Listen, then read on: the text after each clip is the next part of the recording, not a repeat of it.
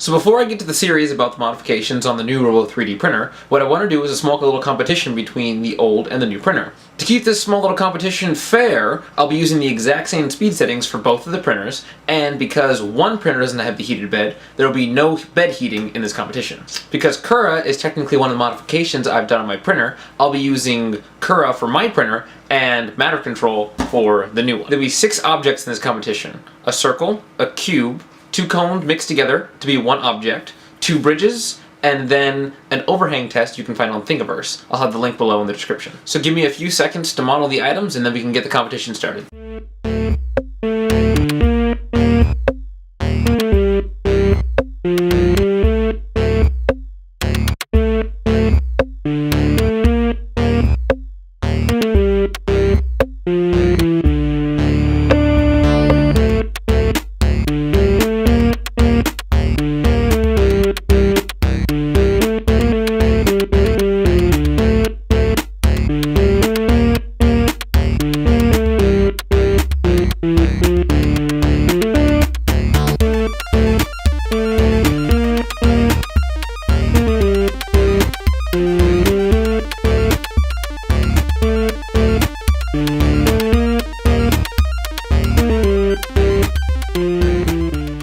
So for all the prints that were on the new Robo 3D, the top did not close, but the bottom came out pretty good.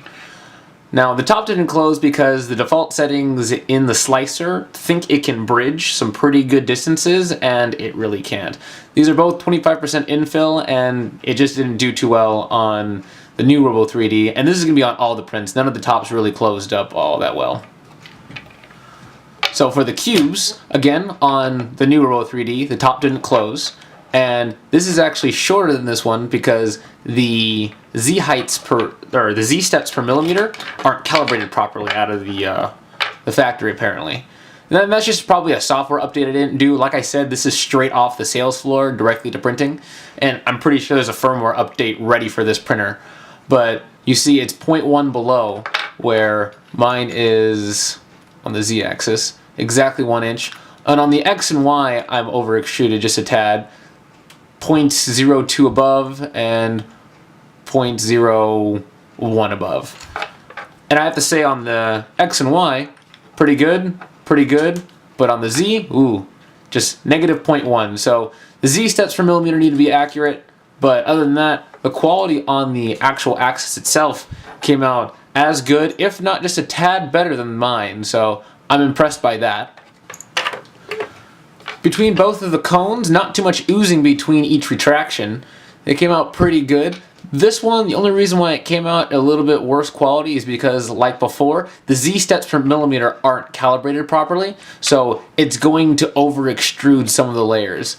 But what I'm really looking for is oozing between the layers, and because I don't see any strings, like I think there was maybe 1 or 2 strings towards the top, that's about it. And this over extrusion at the tip is just because the Z steps per millimeter aren't calibrated properly. If that was a taller cone, it'd probably come out just fine.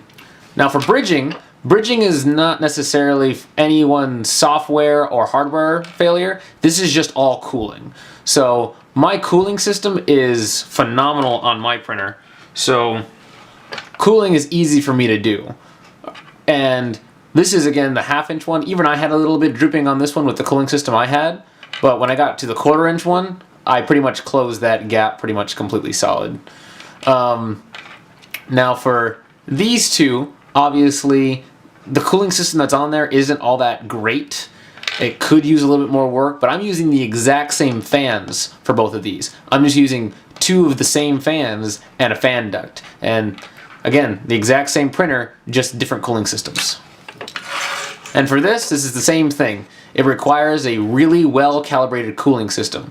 Now, the letters actually came out better on, I want to say, the one on the right, but the overhang is perfect on mine, on both sides.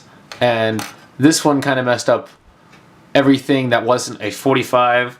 I think it handled a 40 pretty well too. But everything past that kind of gets a little messed up. And the reason why the 15 looks pretty decent is because that's exactly where the fan is. So this one had a lot of cooling. So all you have to do is just get some cooling down and you can get pretty good quality prints. Like I said, these are the exact same printers. One just has a better cooling system than the other, and I'm using Current instead of Matter Control. Matter Control surprisingly didn't do all that bad in terms of quality, but we still need a better cooling system before it can get nice, good, straight overhangs like that.